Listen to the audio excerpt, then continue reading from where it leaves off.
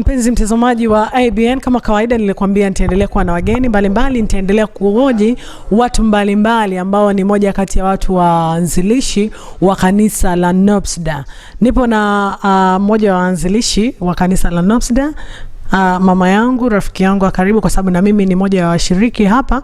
Nimepata nafasi ya kuzungumza nao, kuhojiana nao, lakini pia nitampatia nafasi hajitambulishe kwa majina yake kamili ili umfahamu na ufahamu yeye ni nani katika kanisa la Nopsda. Karibu. Asante. Kwa majina ninaitwa Melen Kemuto Ogeto Omwega. Nimetoka maeneo ya Kenya, East Africa, Kisii. So Ogeto Omwega, Ogeto ni jina ya baba, Omwega ni jina mume wangu. Okay, wewe ni nani katika kanisa la Nopsda? Katika kanisa la Nopsda mimi ni treasurer at the moment. Okay. Na vile kanisa ilianzisha conference iliamua kuchagua viongozi wa hii kanisa. Na mimi nilikuwa mmoja wa viongozi. Tulikuwa na kama lay pastor mwenye ni Pastor Matthew Makao, alafu tulikuwa na secretary mwenye alichaguliwa kuwa Pastor Msonyama, na mimi nikachaguliwa kuwa treasurer. Okay. Hili kuwaje? Kwa sababu wanajua nyie ndio mlipewa mamlaka kubwa ya kuhakikisha kanisa linasimama. Yani kwamba mlipatiwa kila kitu kuhakikisha kanisa linasimama. Hili kuwaje tokea kuanzishwa, na baada ya kupatiwa hiyo nafasi nini mlikifanya? Baada kabla ya nafasi watu wa conference, mtu wa conference alikuja huku akaongea na watu wote wenye walikuwa na hudhuria hapa. Ndio wao wenyewe ndio waliambiwa wachague viongozi wao, watu wenye wanafikia wataweza kuwa viongozi. So kulikuwa na uchaguzi na washiriki ndio walichagua viongozi watatu.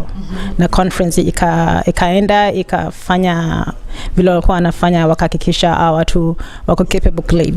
Okay. Ndio Okay. Sasa turudi, kwa sababu unajua ukiwa treasurer unahusika sana na kila kitu ambazo kinahakikisha kanisa linasimama. Hela zote ziko kwenye mkono wako. Changamoto ninazotaka kufahamu ambazo unazipata kutokana na, unajua sisi wa Adventista wa Sabato tunaangalia sana utoaji, zaka, sadaka, namna ya kumrudishia Mungu shukrani. Sasa kwetu sisi balance ikoje? Na ninaamini kwa kuwa wewe ulikuwa mwanzilishi, mlikuwa hamna kitu. Sasa hivi kanisa lilipo na kule mlikotoka, changamoto, nataka nione tofauti na changamoto ambazo zipo mpaka sasa. Okay. Hapo nitaenda kwa English.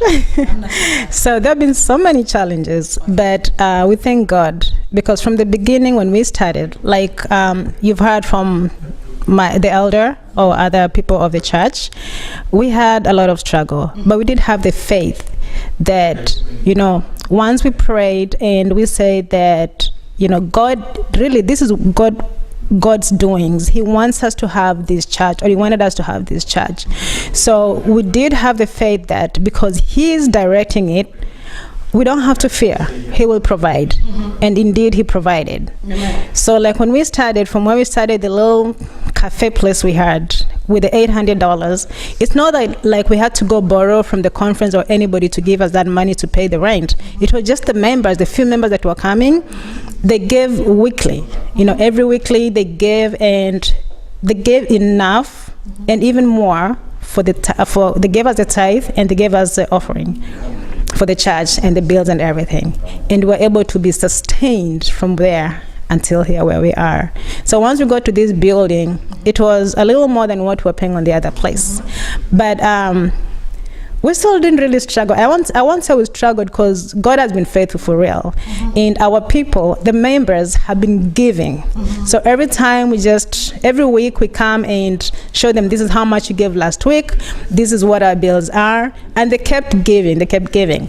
So once we became a company, when now we started paying our tithe to the conference, because for the first few, I'll say, we started in December 2016, and then we started giving our tithe to the conference in April of 2017. So when we started giving the tithe, so that means we had to send the tithe and just remove the local, right? And we were still able to have enough money. So people are still giving the 10% to the conference, which was good money, and also being faithful enough to give to the church. Okay. And since then until now, we are still having members who support the church every week. We started with $50 per member. Just on top of your local giving, you give an extra $50 a month, and that has been able to sustain us. Amen. Nashukuru kufahamu hayo kwa uchache. Nikiwa naendelea kuuliza maswali, nataka nifahamu mimi si mgeni sana na wala si mwenyeji sana, lakini kwa kipindi ambacho nimekuwa hapa nimepata fursa kuona mnaalika kwaya nyingine kutoka nje ya Marekani. Mnafanyaje? Maana kanisa bado ndo linakuwa, lina miaka miwili tu. Mnafanyaje mpaka kufikia mnahakikisha wanafika mahali hapa bila kuwa na shida, au ndo kwenye zile hizo budget ya hela za kanisa tayari unajikuta kwenye mfuko mzima umeisha? We thank God for that. Okay. Since we began 2 years, we're going to be 2 years now. We've invited 2 choirs from Africa. First choir was the choir from Tanzania, the Light Bearers. When we invited the Light Bearers, we did not say we cannot invite them because we think we don't have the money. Luckily, the Light Bearers already had a tour coming to America. And we were like, we can use that. We can ask them to come to Houston. So all we had to do is ask our friends and family from not only in the Nations of Praise Church, but from other places. So we were able to ask them to kind of chip in a little so that we could be able to bring the choir here. And because the choir is a choir that was known, and it's something that people wanted to come and see, and just because they love their songs, they were able to give with all their heart, without any discussion or any. So we had a committee that was formed right here at our church, and that committee was in charge of bringing the choir here and asking for money from different people. Nini lilikuwa lengo kubwa la kuita kwaya kutoka nje ya Marekani? Je, ilikuwa ni kuongeza kipato kwa kanisa kwa sababu lazima muwe na malengo ya kuita hizo kwaya? Labda mlikuwa mna kitu ambacho mnataka kukifanya ili kikamilike, lazima muite kwaya. Nini ni lengo kubwa la kuita kwaya kutoka nje ya Marekani? Okay. So the reasons why we got the choir here, most importantly, was for evangelism. Okay. So evangelism, that was going to help more people to know where Nations of Praise is so that they can come. So inviting more people to our little or young church. And another thing was also to help us raise money for our building. As a church, that is our target, is for us to get enough money, buy a land somewhere, and build our own church, our own East Africa church. Yes. Okay. Na katika hayo yote mawili, katika hizo kwaya zote mbili, unaweza kuzungumzia kwamba mumefikia at least nusu ya matarajio yenu?